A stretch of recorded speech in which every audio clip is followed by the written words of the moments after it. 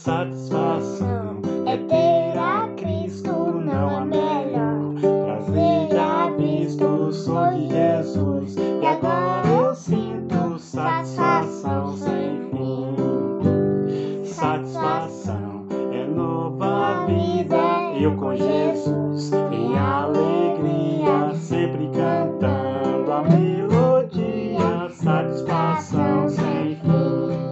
Sim, paz real, sim, gozo na aflição.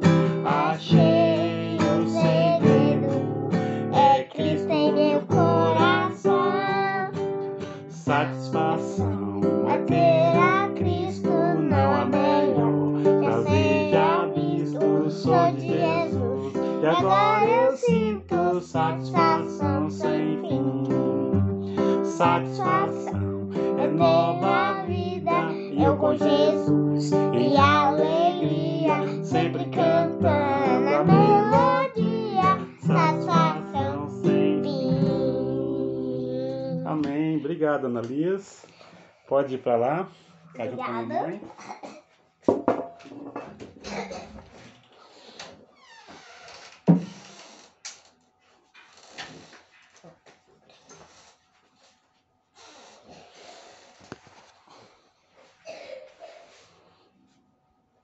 Ela tá tirando as coisinhas dela.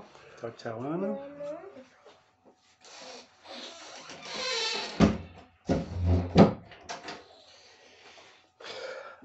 Amém.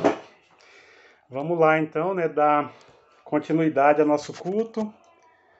Sempre bom ver as crianças cantando, né, louvando ao Senhor. E com certeza o Senhor ele recebe o louvor da boca dessas crianças, né, desses pequeninos, como diz a palavra de Deus. Vamos orar, né? Antes de começar, inclusive eu queria pedir oração pelas crianças, né? Tá todo mundo gripado aqui em casa. Essa semana foi bem difícil, né? Quinta-feira eu levei minha mãe no médico em Anápolis. Ela ficou internada, tá lá na Santa Casa. Ela tava achando que saía amanhã, mas já não sai. No máximo depois de amanhã. Mas tá melhorando, né? Graças a Deus, tá melhorando aos poucos. Tá lá com a cardiopatia, né? O coração inchou bastante, então vamos colocar a vida da minha mãe aí também nessa oração. O João Ricardo, de quinta para sexta, ele praticamente pousou no hospital. Eu cheguei de Anápolis mais ou menos umas 8 da noite, 8 para 9. Tive que levar os 3 no médico, porque estava todo mundo muito ruim, respirando muito mal. Minha mãe ficou internada, eu vim, e aí os 3 teve que ir para o hospital. Aí chegou lá, o médico examinou todo mundo, achou que a analista pudesse até estar com pneumonia, que o peito estava muito tampado, né? Fez uma chapa, não estava com pneumonia não, mas estava perto, né?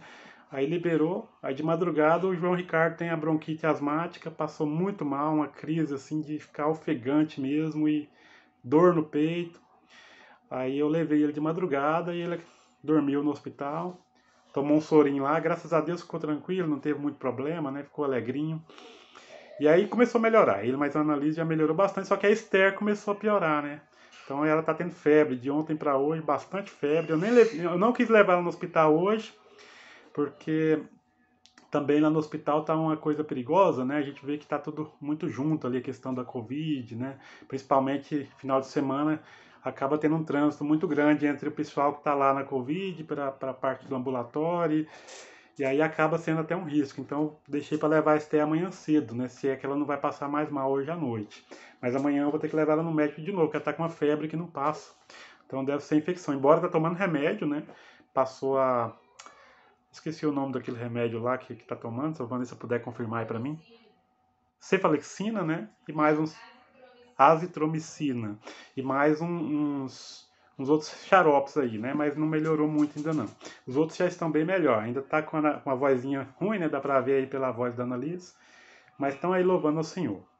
Então vamos orar, né? Vamos orar.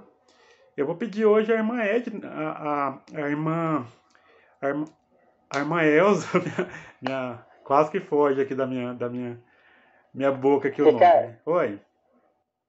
Também queria pedir oração para minha irmã, que ela está internada, sofreu um acidente ontem. Ontem mesmo ela já fez 2 cirurgias e hoje está para fazer mais uma. E tá meio complicado ainda, porque fraturou várias coisas pela queda que ela teve. Que Deus abençoe que ela venha correr tudo bem nessa cirurgia. Amém. A Fernanda ou o Ronaldo? A Adriele. Adriele.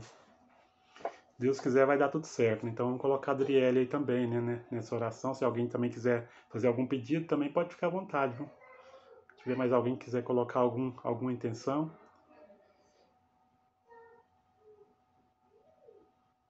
Então, irmã Elza, ora por nós, pode ser? Liga o microfone. Não ligou ainda, tem que apertar o branquinho aí do lado. É o branquinho mesmo, né?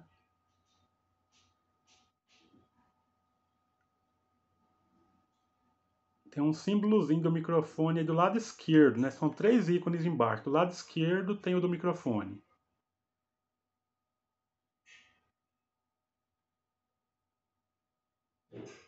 Aí, pronto.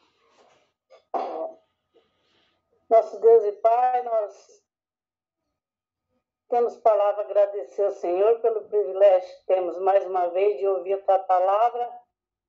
Quero agradecer a Deus por esse dia. Pai, eu quero colocar diante do Senhor e agradecer nessa noite pela vida do Ricardo. Obrigado, Senhor, pelo tempo que ele teve para preparar.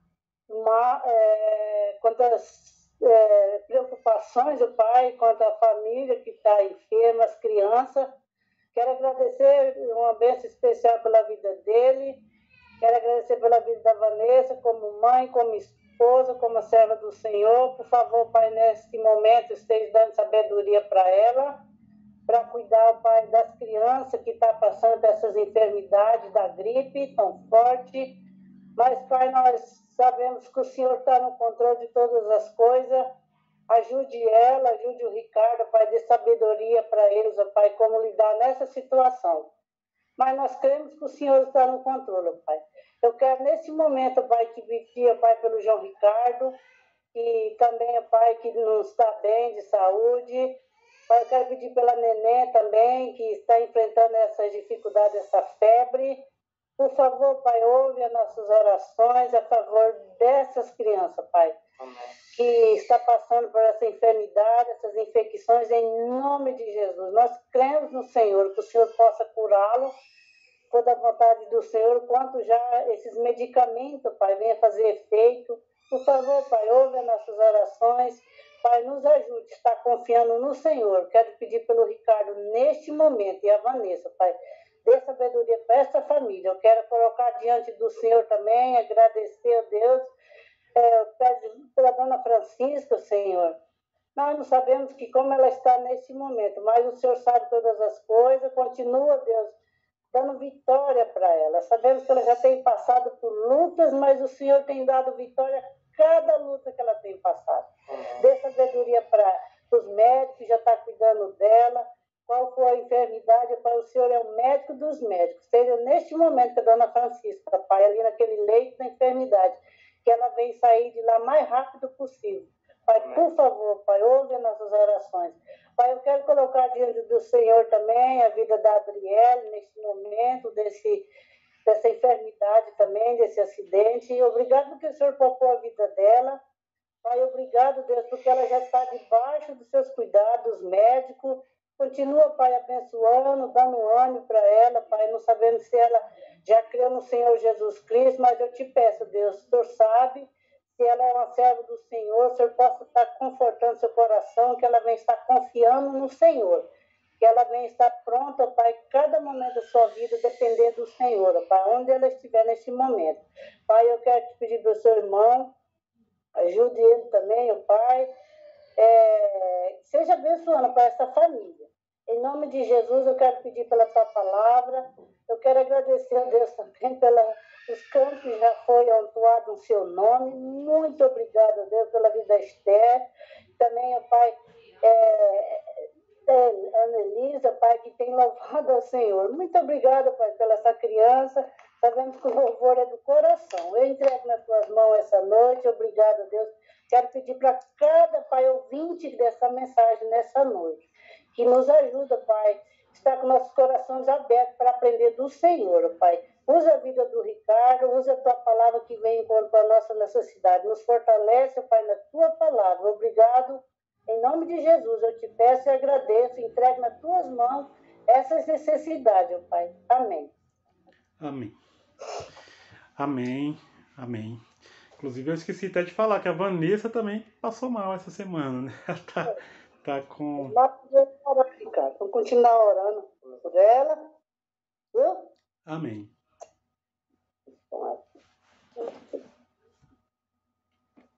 A gente vai ouvir você.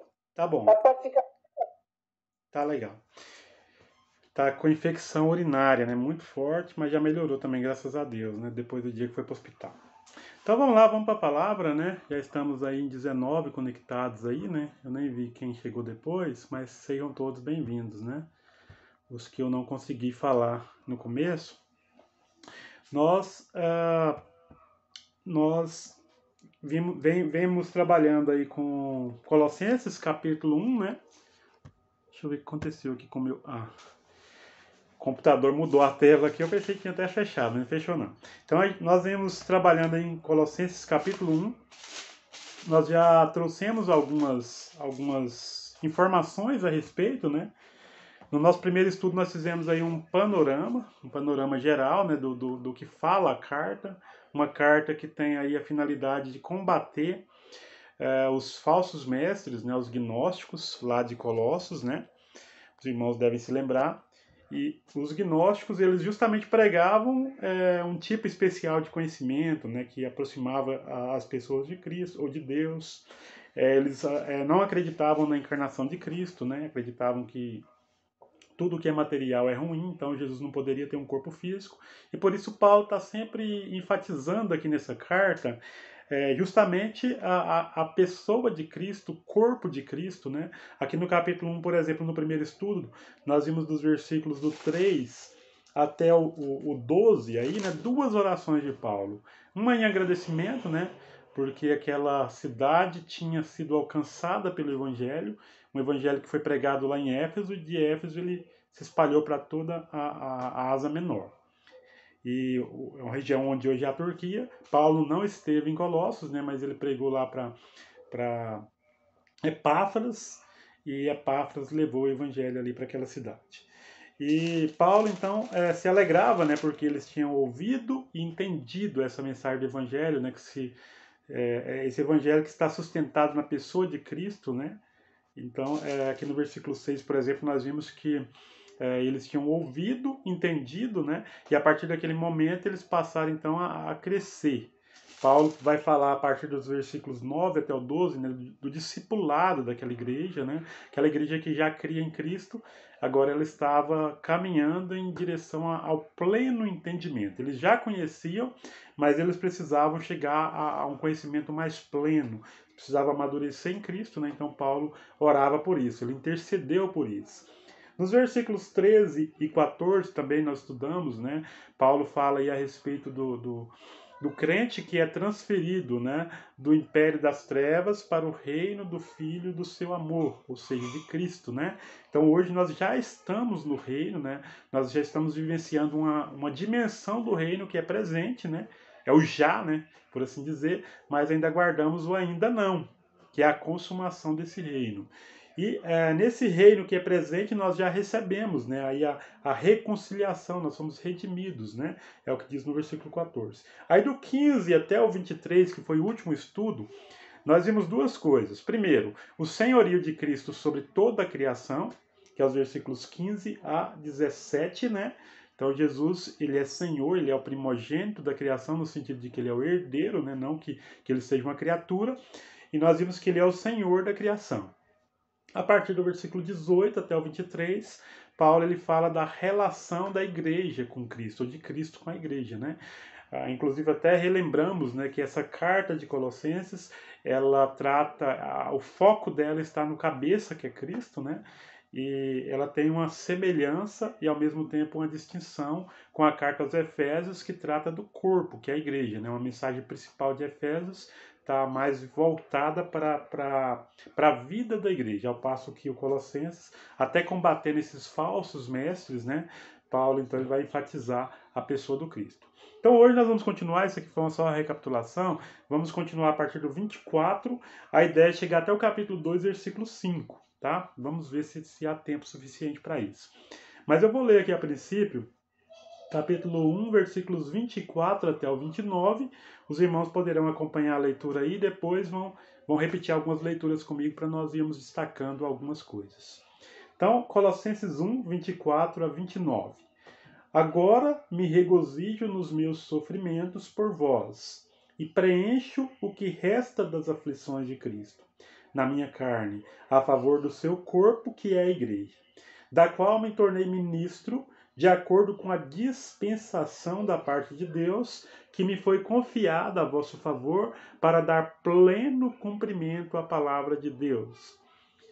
O mistério que estivera oculto dos séculos e das gerações, agora todavia se manifestou aos seus santos, aos quais Deus quis dar a conhecer qual seja a riqueza da glória deste mistério entre os gentios, isto é, Cristo em vós, a esperança da glória, o qual nós anunciamos, advertindo a todo homem e ensinando a todo homem toda a sabedoria, a fim de que apresentamos todo homem perfeito em Cristo. Para isso é que eu também me afadigo, esforçando-me o mais possível, segundo a sua eficácia, que opera eficientemente em mim. Amém. Então, o Paulo ele volta, né, a falar agora de uma forma geral, né, do seu ministério. Se a gente olhar bem aqui esse texto, nós vamos ver que Paulo está falando do seu ministério de uma forma geral para os gentios, né? Se a gente relembrasse o versículo 23, que foi o último da semana passada, Paulo ele termina falando que ele é ministro do Evangelho. Ele fala da mensagem do Evangelho e ele termina dizendo, né, afirmando que ele é ministro. Né? Eu vou reler só o versículo 23. Ó. Se é que permaneceis na fé, alicerçados e firmes, não vos deixando afastar da esperança do Evangelho que ouvistes e que foi pregado a toda criatura debaixo do céu, e do qual eu, Paulo, me tornei ministro. Então, Paulo ele se apresenta como um ministro da mensagem, né? Aqui há uma figura de linguagem, né? Como se o evangelho ele fosse uma pessoa e Paulo ele está, então, a serviço do evangelho. E agora ele passa a trabalhar alguns aspectos aqui, né? Inclusive, nós precisamos até mesmo esclarecer alguns pontos, né? Eu vou pedir alguém para reler o versículo 24 aí, e nós vamos comentar, então, um pouquinho já inicialmente sobre o versículo 24. Alguém pode reler versículo 24?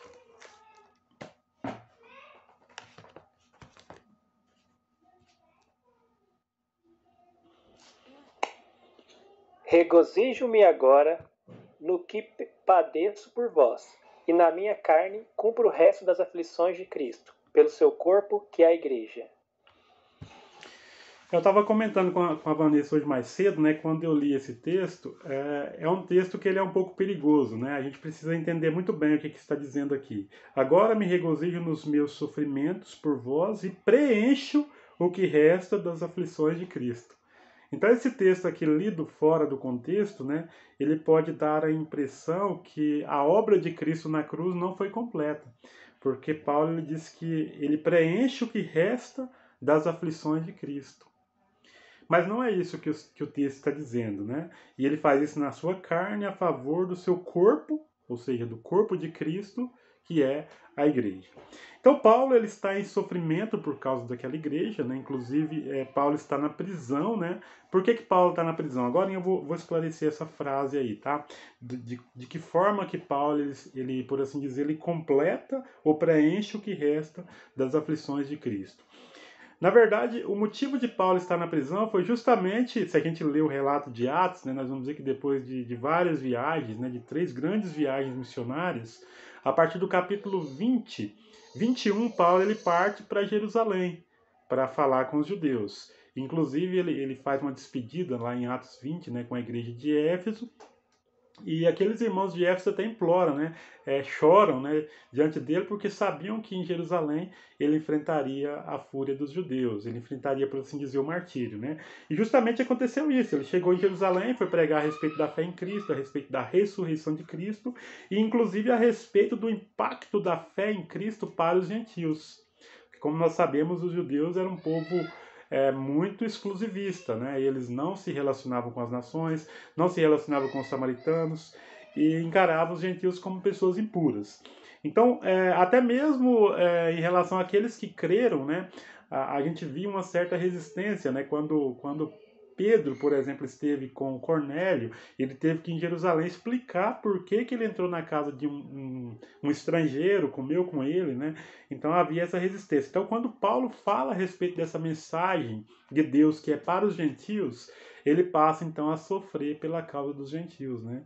Ele vai parar então na prisão, ele apela para Roma, porque ele sabia que lá em Jerusalém já seria morto de primeira, né? Então ele vai ser julgado lá em Roma, e ele está em sofrimento, enfrentando prisões, enfrentando diversas situações, né, por causa da mensagem que ele pregava a favor dos gentios. Mas em que sentido, né, que Paulo ele preenche o que resta das aflições de Cristo?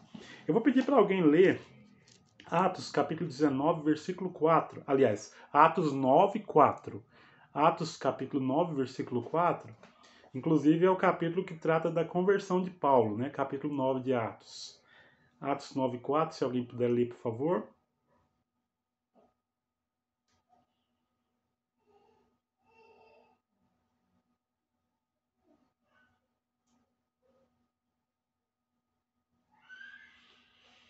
Quem vai ler para nós?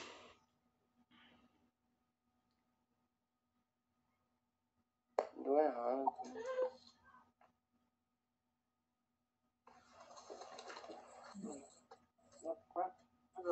Ele caiu por terra, ouviu uma voz que lhe dizia: Saulo, Saulo, por que me persegues? Ele perguntou: Quem és tu, Senhor? E a resposta foi: Eu sou Jesus, a quem tu persegues. Amém. Olha só que interessante, né? Jesus já havia morrido, já havia ressuscitado, e Jesus, quando ele encontra com Paulo ali no caminho de Damasco, né? Porque Paulo ele tinha a intenção, né? Ele saiu de Jerusalém com carta dos oficiais, dos mestres da lei, né? Dos fariseus, com a intenção de aprender e, se possível, matar aqueles que creem em Cristo, né? Assim como ele aprovou no capítulo 8 o martírio, a morte de Estevão. Só que é bem interessante que aí fala assim, né? A pergunta de Jesus para Paulo foi: por que me persegues? Só que Jesus já estava morto, né? Quem estava enfrentando a perseguição, na verdade, era a igreja, o corpo de Cristo, né?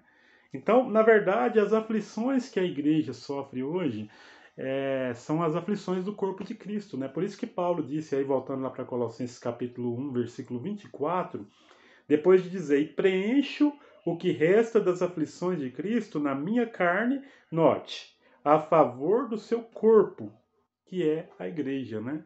Então, quando nós sofremos pela causa de Cristo, por assim dizer, nós estamos preenchendo o que resta das aflições de Cristo, né? Não no sentido salvífico, tá? Porque isso entraria contrariaria uma série de textos, né? Inclusive, eu estive lendo algo a respeito disso, né? Aqui num comentário que eu tenho, e aqui comentou o seguinte: eu achei muito interessante esse comentário e eu queria reproduzir na íntegra. Aqui diz o seguinte: a expressão as aflições de Cristo deve ser compreendida em relação ao Antigo Testamento e à luz da cultura judaica, com suas ideias sobre as aflições do tempo do fim. Essas aflições eram denominadas as dores de parto do Messias. Então, essas dores de parto do Messias, que na verdade seria sentida pelos seguidores do Messias, né? Cujos sofrimentos e angústias deveriam ocorrer antes da volta do ungido de Deus, o Messias. No Novo Testamento, elas têm lugar entre a primeira e a segunda vinda de Cristo. O Cristo exaltado está nos céus e, antes de voltar, sofre na vida dos seus membros, quanto mais então na vida do próprio Paulo, né? Então, justamente aqui tem uma referência a Atos 9:4, né? Então, quando a igreja sofre, por assim dizer, ela está sofrendo as aflições do Messias, né? Nesse tempo do fim. E tempo do fim aqui sendo o tempo compreendido entre a ascensão e a volta de Cristo, né? Lá em Atos capítulo 2, quando o Paulo, aliás, quando Pedro ele pregou ali, né, para aqueles prosélitos do judaísmo que estavam em Jerusalém, comemorando ali a festividade do Pentecostes, né, ele disse que a profecia de Joel, capítulo 2, que falava a respeito dos últimos dias, né, e nos últimos dias terá de acontecer que os vossos filhos e as vossas filhas profetizarão e terão visões e falarão em línguas, então se cumpriu naquele dia. Então, quando aqui fala dos últimos dias, eu li isso aqui nesse comentário, o comentário Vida Nova, não sei se vocês conhecem, do Carson, né? Um comentário muito bom. Então, ele aplica esse texto dessa forma, né? Ele mostra que esse sofrimento aqui é o sofrimento que a igreja sofre, mas não para ser salvo ou para salvar alguém, né? Mas de certa forma um cumprimento, né, da mensagem do Antigo Testamento, da forma até mesmo que a cultura judaica ela entende. Então isso aqui não tem a ver com salvação, né? Porque a mensagem de Cristo, a mensagem de salvação, a obra de salvação, ela foi completa na cruz, né?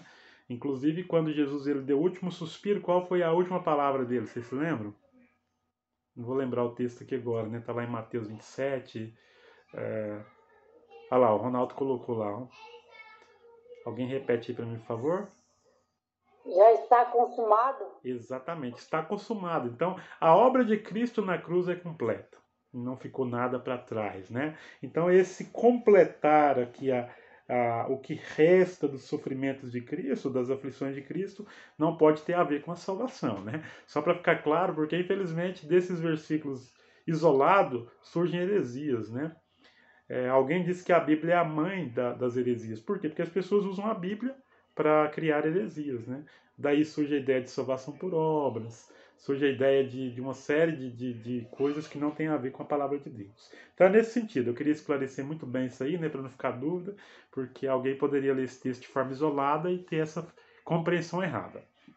Eu espero que os irmãos tenham compreendido. Vamos seguir então, vamos reler agora do 25 ao 27. Vou pedir alguém para reler aí para nós dos 25 ao 27.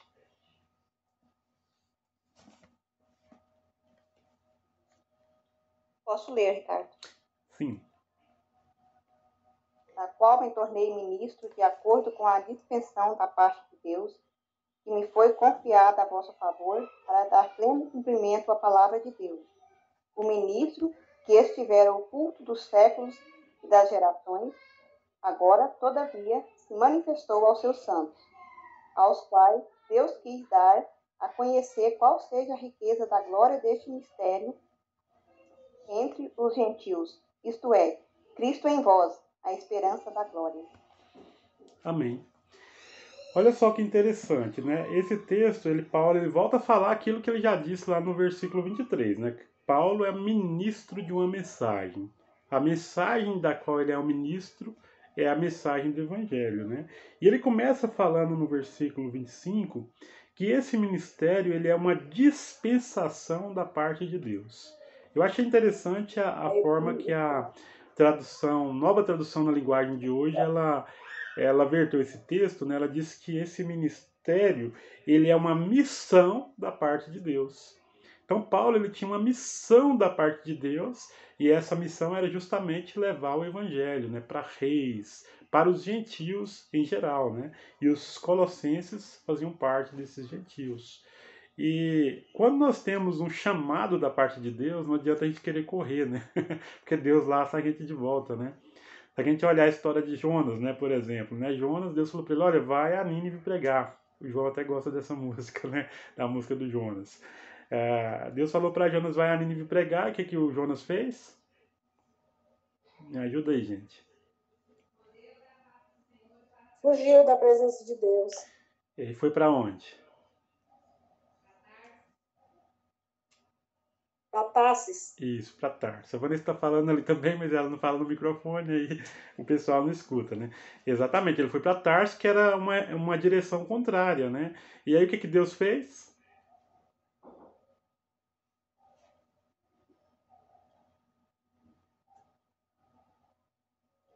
Fez aquela tempestade toda, né, no navio, aí depois Deus fez ele ser engolido pela baleia.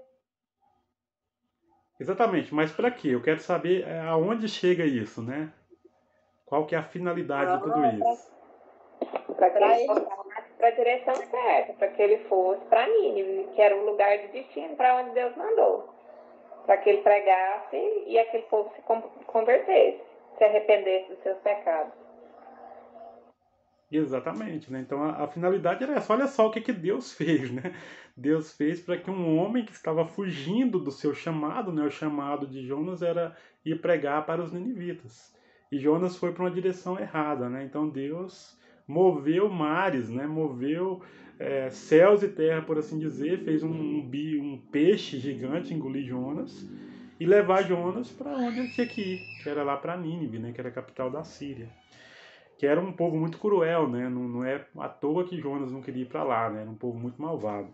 Mas o fato é que Jonas pregou para eles se converterem e Jonas ainda ficou triste, né? Falou, mas o que é isso, Senhor? Só falou que para me falar que eles iam morrer e eu falei e agora não vão morrer mais, né? Então Jonas era um rapaz teimoso. Mas Deus, ele ajustou o pensamento de Jonas, né?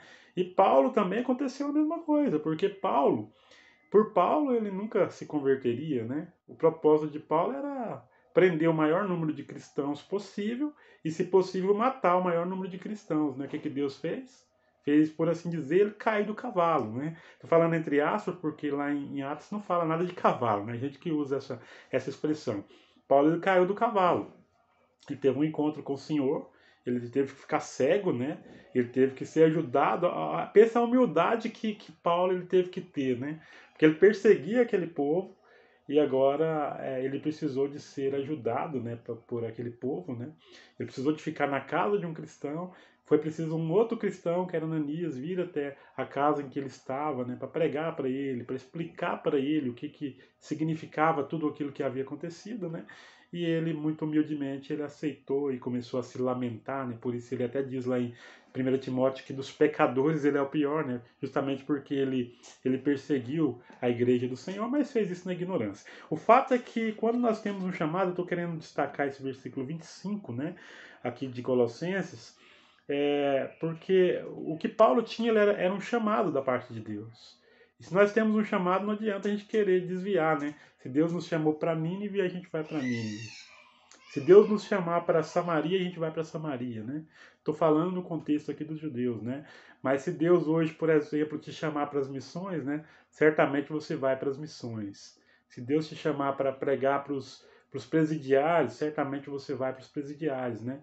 Olha que o Ronaldo tem experiência nisso, né, Ronaldo? Mas o fato é isso, né? Deus, normalmente esse chamado ele fica evidente em nossas vidas, né? E Paulo ele era um despenseiro, né? Lá em 1 Coríntios 4, versículos 1 e 2, eu vou pedir alguém para ler, por favor. 4, 1 e 2. 1 Coríntios 4, 1 e 2.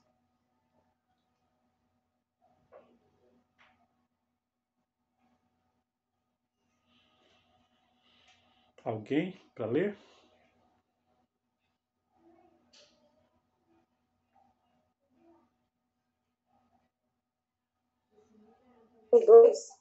Capítulo 4, versículos 1 e 2. 1 Coríntios 4. Assim, pois, importa que os homens nos considerem como ministros de Cristo. Eu despecei dos ministros de Deus. Ora, além disso, o que se requer dos despenseiros é que cada um deles seja encontrado fiel. Amém. Então, olha só, né? Paulo se apresenta como um dispenseiro, né? Como, por assim dizer, um mordomo de Deus, né? E o que se espera? O versículo 2 faz até uma pergunta, né? Uma pergunta retórica, na verdade, né? Além disso, o que se requer dos despenseiros ou dos mordomos é que eles, ou cada um deles, se encontre fiel. Então é isso que Deus espera de nós também, né? Então é bom cada um meditar sobre qual é o seu chamado, né? Não existe ninguém que não tenha um chamado nessa vida, né? Ou pelo menos nenhuma pessoa que crê em Cristo que não tenha um chamado, né? A gente pode até usar a desculpa, mas eu não tenho nenhum dom. É só uma desculpa. Na verdade, Deus ele deu dons a todos nós, né? E o que nós precisamos é exercer esses dons, né? E o dom, o chamado, a missão de Paulo era pregar o evangelho para os gentios. Inclusive sofrer e padecer pelos gentios, né? E era isso que ele fazia. Então ele foi um mordomo fiel, né? Ele foi um dispenseiro fiel porque ele sabia que aquele chamado dele era da parte de Deus. E aí no versículo 25 até conclui de uma forma interessante, que fala que, depois de falar da qual me tornei ministro, ou seja, da mensagem do evangelho, né? De acordo com a dispensação da parte de Deus, ou da missão da parte de Deus, né, que me foi confiada a vosso favor, para dar pleno cumprimento à palavra de Deus. Então Paulo ele entendia que para a palavra de Deus ser plenamente cumprida, Paulo tinha que cumprir o seu propósito na vida, né? Ou seja, como que aquelas pessoas, né, que viviam em todas as regiões por onde Paulo passou, elas iam ouvir a mensagem do evangelho? A ordem de Cristo foi: ide e fazer discípulos de pessoas de todas as nações. E Paulo cumpriu isso, né? Ele foi até o mais extremo, né? Até onde ele pôde, ele foi com a mensagem do evangelho. Ele cumpriu isso em sua vida e nós também desejamos fazer o mesmo, né? No versículo 26 fala algo interessante, né? O mistério que estiver oculto dos séculos e das gerações, agora todavia se manifestou aos seus santos. Então, que mistério é esse que esteve oculto, né? Nós sabemos, essa palavra mistério, né, na verdade, ela se refere a uma verdade, né, que antes ela não foi revelada, mas agora, nesse momento, ela foi revelada. E foi isso que aconteceu, né? Porque esse mistério ele está relacionado a Cristo, né? A mensagem de Cristo, a mensagem do Evangelho de Jesus. Só que houve um problema, por exemplo, porque os judeus, né? Eles esperavam um Cristo guerreiro. Quando eles leram as profecias do Antigo Testamento, né? Deus ele veio revelando aos poucos, né, quem seria esse prometido Messias, começando lá em Gênesis capítulo 3, versículo 15, né, quando Deus ele olha para Eva e fala, olha, porém inimizade, aliás, ele olha para a serpente e fala, porém inimizade entre ti e a mulher, e entre o seu descendente e o teu descendente, né? Então ele fala de um descendente, até aquele momento não dava para ter muita ideia, né, de quem seria esse descendente, o que ele faria exatamente. O texto ele fala que o descendente ia pisar na cabeça da serpente, né? Mas quem seria esse descendente? É interessante que quando Eva ela tem Caim, ela fala o seguinte, ela fala, olha, produzi um varão, né? Acho que está lá em Gênesis capítulo 3, né? Que é do agrado do Senhor, algo desse tipo, capítulo 4, na verdade, se eu não me engano. Então Eva, ela pelo visto, ela pensava que o Caim era o prometido, né? Aqui no capítulo 4 de Gênesis, versículo 1, né? Coabitou o homem com Eva, sua mulher, esta concebeu e deu à luz a Caim. Então disse, adquiri um varão com o auxílio do Senhor. Com o auxílio do Senhor, né? Então ela talvez imaginasse que Caim pudesse ser esse descendente, né? Mas não era isso, né? Aí Deus, no decorrer do tempo, ele vai dando algumas informações a mais. Quando chega lá em Abraão, por exemplo, lá em Gênesis capítulo 12, versículos de 1 a 4, né? Deus revela a Abraão que esse descendente viria de sua linhagem. Inclusive que através desse descendente, né, todas as famílias da terra seriam abençoadas. Quando chega lá mais à frente, né, Deus revela a Davi que esse descendente ele viria de sua linhagem, né? Que o prometido Messias seria da linhagem de Davi. Antes disso falou que seria da linhagem de Judá, né, filho de Israel, de Jacó. Então Deus vem dando detalhes, né? Esse mistério que é Cristo, ele vem sendo revelado de forma progressiva no Antigo Testamento. Só que quando chega no Novo Testamento, os judeus ainda têm dificuldade de entender. Por quê? Porque eles não entendiam como que Deus poderia prometer alguém, né, que reinaria, que sentaria no trono de Davi, e depois essa pessoa ela seria morta. E é exatamente o que acontece, nós já até pregamos sobre isso, né? Os dois discípulos no caminho de Emaús, né, lá em Lucas, eles estavam revoltados, né? Por quê? Porque eles não esperavam que o seu Cristo fosse morto, né? Então, como Cristo morreu, eles, por assim dizer, ficaram tristes e voltaram para suas casas, né? Até mesmo aqueles que andavam com Cristo, né? Até que Cristo veio e restaurou a fé deles, né? Imagina aqueles judeus que não aceitaram a fé em Cristo. Eles esperavam outro Cristo, né? Um Cristo guerreiro, um Cristo que, por assim dizer, quebraria o pau com Roma, né, que era um domínio opressor, né, desde a época dos babilônios, né, na verdade desde a época da Assíria, porque a Assíria destruiu o reino do norte, né, mas veio Babilônia e destruiu o reino do sul. E aí desde então os judeus nunca mais tiveram autonomia. Eles sempre estiveram debaixo do governo, do jugo gentil, né, começando com Babilônia, depois com os persas, os medos persas, depois com os gregos. Os gregos dominaram sobre os judeus, depois Roma, né? Então, na época que Jesus veio, Roma dominava sobre os judeus. E os judeus esperavam um Cristo, um Messias, que viesse e acabasse com a opressão romana. E por isso eles não entenderam o mistério de Deus, né? E esse mistério foi revelado, né, para os humildes, né? Que mistério é esse? O mistério de Cristo, versículo 27, ó. Aos quais Deus quis dar a conhecer qual seja a riqueza da glória desse mistério entre os gentios, isto é, Cristo em vós, a esperança da glória. Então, Efésios capítulo 2, né, a partir do versículo 10 em diante, ali vai dizer que esse mistério ele tinha a ver com Deus, ele ia juntar, né, tanto os judeus como os gentios em um só corpo, né? Paulo fala, olha, vós que outrora eres estrangeiro, né, agora são um só homem. Cristo, ele acabou com a inimizade, né? Em sua carne ele aboliu a lei de mandamentos, né, para fazer dos dois homens, né, e os dois homens aqui representando os judeus e gentios, um só homem, um só corpo, né? É a mesma coisa que ele fala também em João 10,16, eu tenho outras ovelhas que não são deste aprisco, mas a essas eu tenho que trazer e se tornará um só rebanho sobre um só pastor. Então esse mistério, ele tinha a ver com isso. O propósito de Deus não era salvar apenas os judeus da opressão romana. O propósito de Deus era salvar todos os que creem, né? Quer sejam judeus, quer sejam gentios. E formar desses dois grupos, judeus e gentios, um só homem. E aí eu queria comentar um pouco também dessa expressão aí, né, do versículo 27, que aí fala o seguinte, né? Termina dizendo o seguinte, isto é, Cristo em vós, a esperança da glória. Aí eu queria que o Ronaldo colocasse a imagem que eu mandei aí, Ronaldo, para nós comentarmos um pouquinho essa expressão, Cristo em vós. Eu queria ler na íntegra, eu pedi para o Ronaldo compartilhar aí na tela essa imagem. Vocês estão conseguindo ler direitinho? Vocês estão conseguindo ler? Eu pediria para alguém ler para mim, por favor. Alguém liga o microfone e lê essa frase aí, por favor.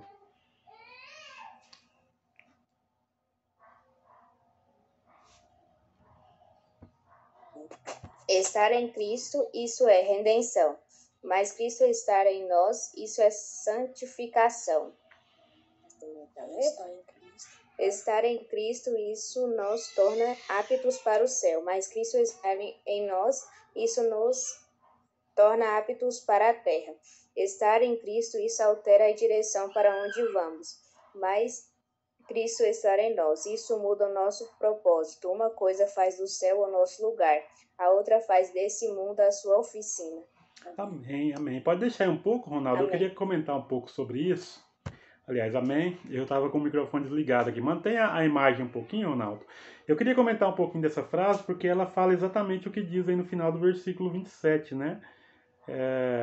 Aos quais Deus quis dar a conhecer qual seja a riqueza da glória deste mistério entre os gentios, isto é, qual mistério? Cristo em vós, Cristo nos gentios, né? A esperança da glória. E o que significa esse Cristo em vós, né? Aí eu coloquei essa frase que eu retirei de um livro chamado Salvos pela Vida de Cristo. Eu já até comentei algumas vezes sobre esse livro, que foi uma indicação do seu Alfredo, né, que morava aqui no CTMS. Acho que ele voltou para os Estados Unidos, né, Adi? E eu achei muito bom esse livro, né? Ele explica essa questão da salvação, né? Do já e do ainda não, de uma forma que eu achei muito legal, né?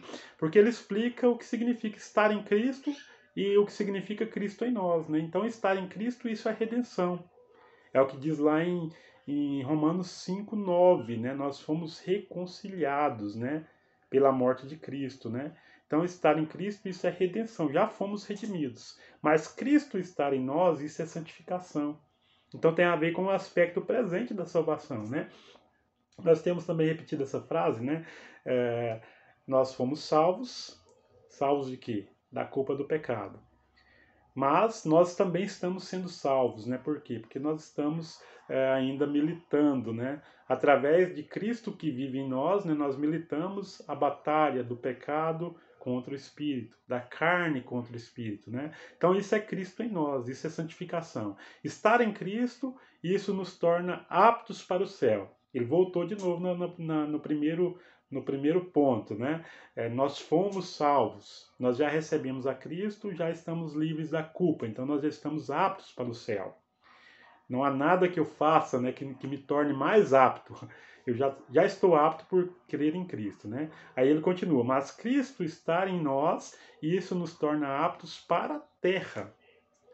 Então isso tem a ver com o aspecto presente da nossa batalha, né? É a santificação, é a batalha diária que nós temos, né? E nós temos que viver nesse mundo. E nesse mundo aqui de carne e osso, né? Nesse universo físico, nessa terra, nós temos que viver Cristo em nós. A vida de Cristo ela tem que estar evidente em nós, né? Aí continua. Estar em Cristo, isso altera a direção para onde vamos. De novo, né, o primeiro aspecto, né? Nós fomos salvos, nós já temos o céu como o nosso destino final. Aí ele continua, mas Cristo estar em nós, isso muda o nosso propósito. De novo, é o aqui e agora. Tem a ver com o aspecto presente da salvação. E por último, né, uma coisa faz do céu nosso lugar, quer dizer, estar em Cristo, e a outra faz deste mundo a sua oficina, ou seja, Cristo em nós. Então nós vivemos a vida de Cristo aqui e agora, certo? Pode tirar aí, por favor, Ronaldo? Eu espero que vocês tenham entendido, né, essa frase aí. Depois, se for o caso, eu posso até compartilhar lá no grupo da igreja também, que eu acho que ela explica muito bem o que está falando aqui, né, no texto aqui de Colossenses capítulo 1, versículo 27, e tem muito a ver com a mensagem da reconciliação, né? Isso é uma coisa que a gente não pode cansar de falar, né? Essa mensagem da reconciliação. Inclusive, a Bíblia diz isso, né? Acho que é 2 Coríntios 5. Agora vai me fugir o versículo, viu? Mas ali fala, acho que é o 12, né? Que fala que nós temos o ministério da reconciliação. Olha só, os crentes têm o ministério da reconciliação. A reconciliação é obra de Deus. Mas quem leva a mensagem da reconciliação sou eu e você, né? Então nós temos esse ministério. Então por isso que eu não canso. Toda vez que eu falo dessa mensagem, eu gosto de enfatizar muito isso, né? Que nós já estamos salvos em Cristo. Nós já temos a reconciliação em Cristo. Mas nós precisamos viver o aqui e agora, né? Nós precisamos viver o Cristo em nós, que é algo presente. Então isso é uma mensagem que Paulo pregou ali para os Colossenses também. Amém? Vamos... Acho que o Ronaldo colocou, é isso mesmo, Ronaldo? É o 5:12, né? O Ronaldo colocou ali no chat o texto de 2 Coríntios 5:12. Ok, vamos seguir então. Alguém releia para mim, por favor, o versículo 28 de Colossenses, capítulo 1. Capítulo 1, versículo 28.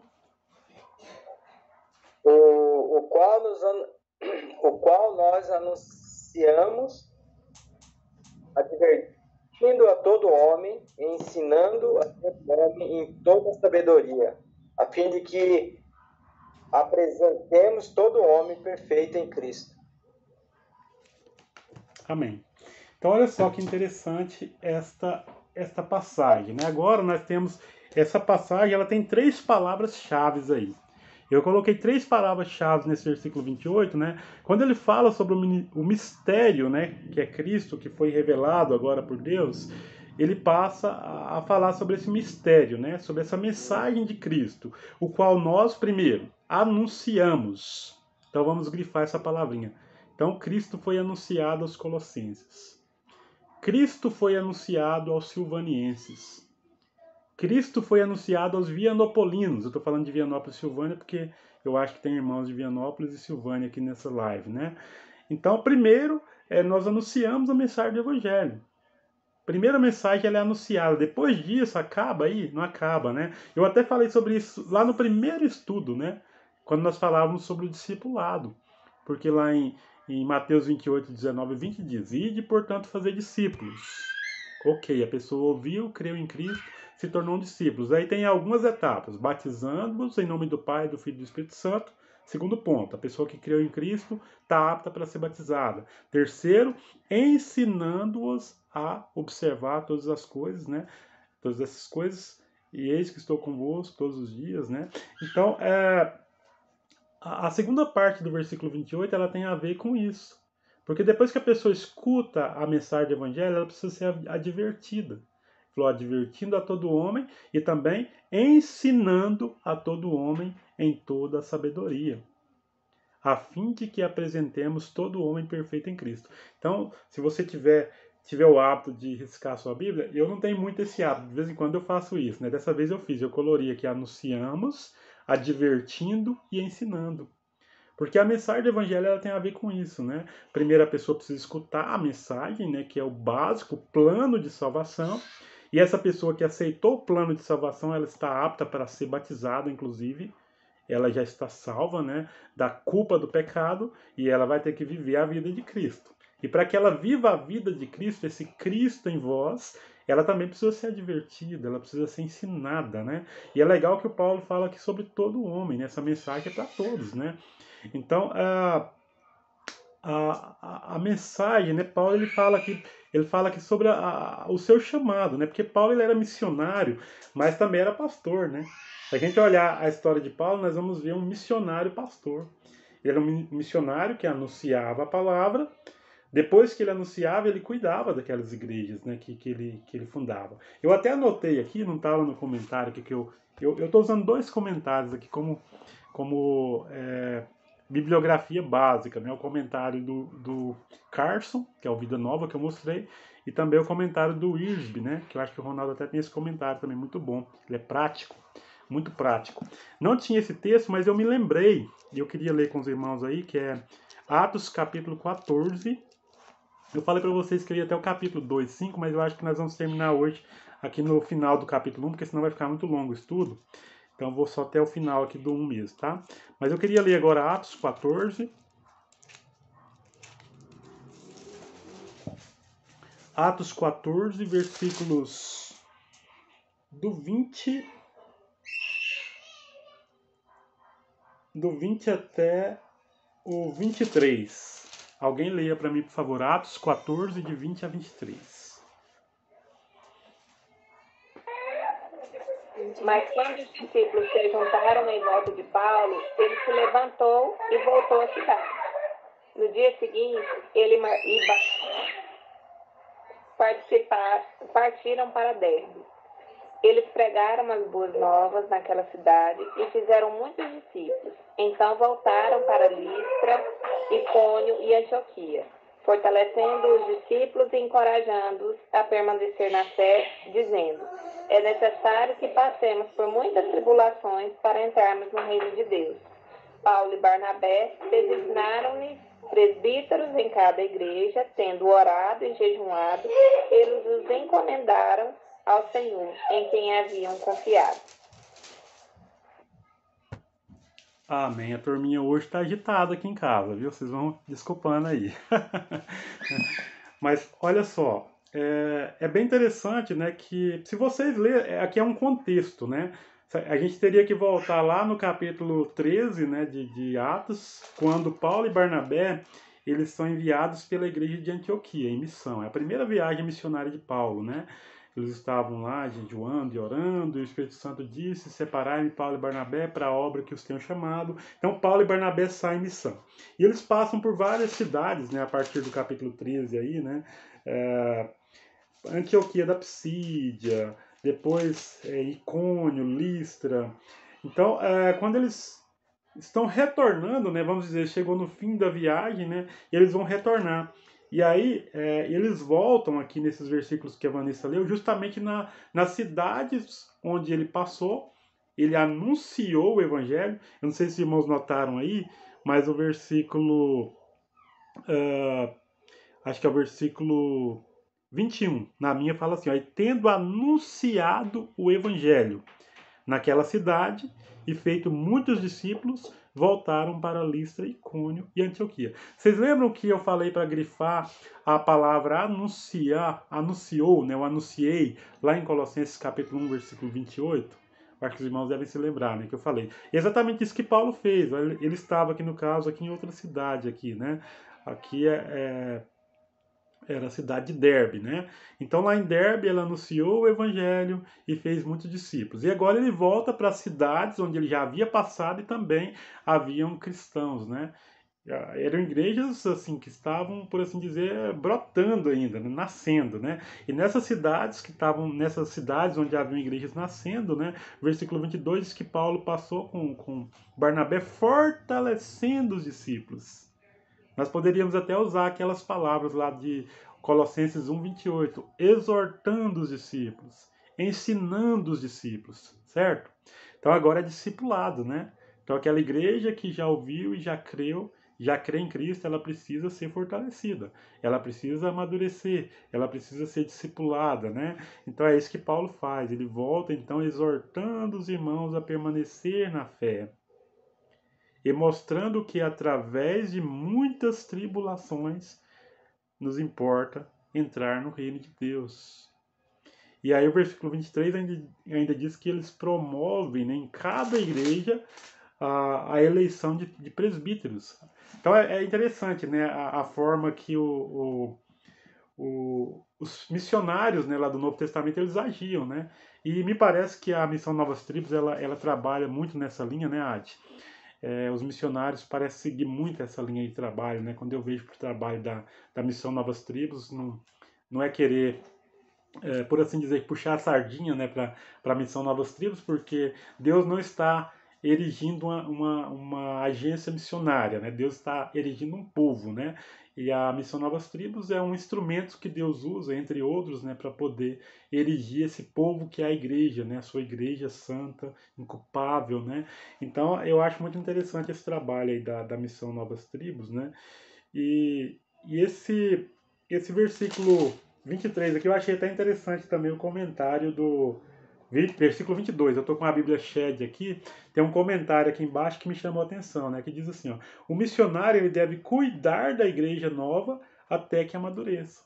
Então é assim que os missionários devem agir, né? Eles plantam a igreja, né? É interessante que Paulo e Barnabé eles passam, deixam ali um grupo pequeno e vai para outro lugar. Depois vai para outro, depois eles voltam, né? Eles voltam para saber como é que tá, vão cuidar, né? E essa igreja já tendo uma certa maturidade, o versículo 23 diz que é estabelecido líderes, presbíteros, né? Então essa igreja precisa ter uma liderança, ela precisa ter uma direção, e é assim que nós vimos o trabalho da missão aí hoje, né? Isso é muito bom, enche o nosso coração de alegria saber que os irmãos levam muito a sério, né, esse modelo de expansão do evangelho apresentado aqui em Atos. Eu achei interessante também, eu vou pedir para o Ronaldo colocar aí a imagem 2, Ronaldo, que eu tirei aqui justamente do comentário do Wiersbe. Tá meio... não dá para ler, né? Vou pedir alguém para ler. Aí a experiência do próprio Wiersbe, que também era pastor, tá? Sumiu? Aí. Vou pedir para alguém ler aí, por favor. Alguém abre o microfone e leia essa mensagem aí.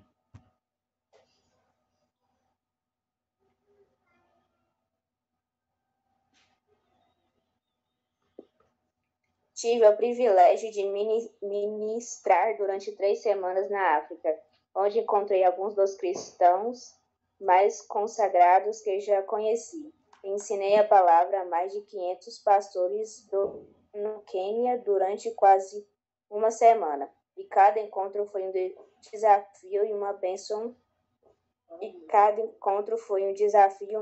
Para mim. Muitos desses pastores ainda traziam em seu corpo as marcas do paganismo e idolatria, e no entanto seu rosto resplandecia com a alegria do Senhor.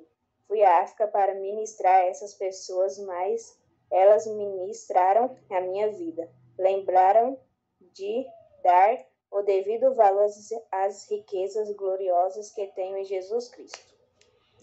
Amém. Pode deixar mais um pouquinho aí, ô Ronaldo, agora eu peço para você tirar. Mas eu achei interessante essa experiência aqui que o Wiersbe contou exatamente no comentário aí, né, desse versículo. Ricardo, seu microfone está desligado. Obrigado, Ronaldo. Pode deixar aí por enquanto aberta a imagem mais um pouquinho, né? Eu achei interessante esse testemunho, né, que ele foi contado justamente aqui no comentário, aqui em conexão com o versículo 28 de Colossenses 1 que nós lemos aí, né? E ele conta um testemunho justamente, né, de igrejas, né, recém-formadas na África, né, de pessoas que, como ele diz aí, tinha até as marcas, né, do paganismo, porque a gente sabe que os pagãos têm seus rituais, né, e na África é da mesma forma, em qualquer lugar. Então essas pessoas ainda traziam essas marcas no corpo, né, mas tinha um amor, um brilho no olhar, né, que encanta a vida dele, né. Então achei muito, muito legal esse testemunho e eu achei que valia a pena a gente compartilhar aqui, né. E isso tem muito a ver, né, com a formação das novas igrejas que precisam, né, e inclusive ele incentiva aqui nesse contexto também a nós mesmos retomar a esse primeiro amor, né? Porque quando a gente aprende a mensagem do Evangelho, é aquela alegria, né? Aquela alegria, aquele amor, aquele encanto, aquele envolvimento com a obra, né? E com o passar do tempo a gente acaba talvez distanciando um pouco disso, né? Se esfriando. E o comentário dele aqui é justamente esse, né? Quando a gente vê essas igrejas, né?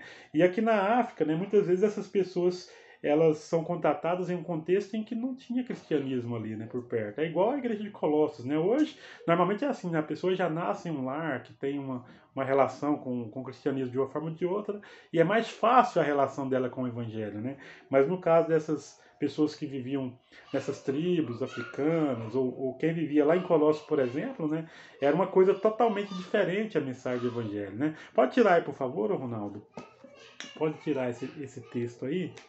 Eu queria, inclusive, ler em conexão com esse detalhe, né? Porque a gente está falando aqui de Paulo como missionário, mas que também era um pastor, né? O Paulo ele era um missionário, ele tinha responsabilidades missionárias, mas também era um pastor que cuidava. E aí eu queria ler aqui, eu notei também Efésios 4, 11 e 12.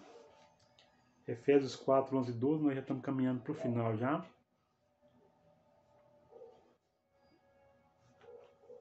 Alguém leia, por favor?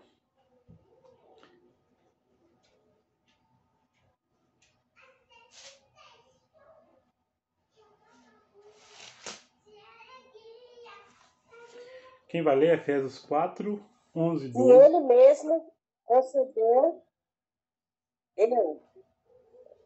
E ele mesmo concedeu uns para apóstolos, outros para profetas, outros para evangelistas, e outros para pastores e mestres, com vista ao aperfeiçoamento dos santos para desempenho do seu serviço, para a edificação do corpo de Cristo. Amém. Amém. Olha que interessante, né? A Bíblia falando aqui sobre os líderes da igreja, né? Jesus, ele deu alguns, aí ele fala sobre diversas modalidades, né? Ele concedeu alguns como apóstolos, outros como profetas, evangelistas, né? Outros para pastores e mestres, né? Para quê? Versículo 12, né? Com o fim do aperfeiçoamento dos santos, para o desempenho de seu serviço, né, para a edificação do corpo de Cristo. Se a gente continuar lendo aqui, vai falar sobre até que nós chegamos à estatura, né, da plenitude do Cristo. Né? Então, Deus ele colocou os líderes na igreja, né, justamente para isso, né, para que a igreja seja cuidada, né? E aí é legal a gente notar que a liderança da igreja ela é formada por pessoas com diversidade de dons, né? Quer dizer, nem todos têm o mesmo dom, né? Ao passo que um é o evangelista, uma pessoa tem mais familiaridade com essa parte de evangelizar, né? De repente ir na casa das pessoas para levar essa mensagem. O outro, ele já vai ter o dom de ser pastor, né? De cuidar mesmo das ovelhas, né? Então a gente precisa ter essa visão, né, da liderança da igreja, até para não exigir muito de uma pessoa só. E até por isso, né, que é muito bom a gente ter uma igreja que entende, né, que a liderança da igreja ela precisa ser plural, né? A liderança da igreja não pode estar na mão de uma só pessoa, porque isso vai trazer dificuldades, né? Aí o que acontece? Então a gente tem diversidades de líderes com diferentes dons, né? Por exemplo, aqui na nossa igreja a gente tem o Ades, que gosta muito de evangelizar, né? E também atua como pastor, né? Tem outros que gostam de ensinar, eu gosto de ensinar, né? Ronaldo aí gosta de ensinar, tem que ajudar nós aí, viu, Ronaldo? Tem outros irmãos aí que tem esse dom, né? E cada um precisa realmente encontrar qual é a sua função dentro da igreja, né? E exercer esse dom. E a igreja precisa ter essa visão dos líderes também, né? Cada um vai ter a sua característica e essa característica precisa ser respeitada. Então, voltando aqui para Colossenses, para a gente caminhar para o final aqui no capítulo 28, no versículo 28, né? Aí justamente terminou falando, né, de que esse anúncio que Paulo fez, essa advertência, esse ensino, era a fim de que apresentemos todo o homem perfeito em Cristo. A mesma coisa que falou lá em Efésios capítulo 4, versículo 12, né? Com o fim do aperfeiçoamento dos santos. Vamos ler o 29, o último de hoje. Alguém, por favor, releia o versículo 29. Para isso é que eu também me afadigo, esforçando-me o mais possível, segundo a sua eficácia, que opera eficientemente em mim. Amém. Então, concluindo aí, né, tudo que nós falamos, né, o Paulo ele diz que se afadiga, né, com essa mensagem. Ele se afadiga, né, nos sofrimentos pela causa do Cristo. E essa palavra aí usada aí para fadiga, ela muitas vezes era usada em relação ao contato físico, né, ao esforço físico mesmo, né, talvez até ao esforço de um guerreiro, né, de uma pessoa que estava em uma guerra.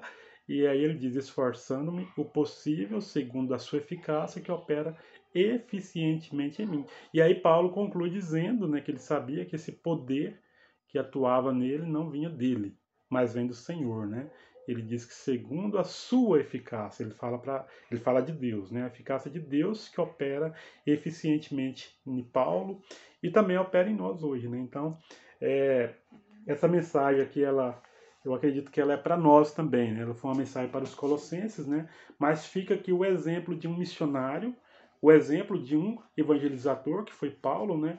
Então fica o exemplo dele, né? Que ele ouviu o chamado de Deus, ele cumpriu o chamado de Deus na sua vida, ele cumpriu todos os aspectos relacionados a anunciar o evangelho, a discipular, né? A exortar, a ensinar, e essa é a lição que fica para nós hoje também. Então esses eram os pontos que eu queria trazer para os irmãos. Vamos caminhando aí para o final.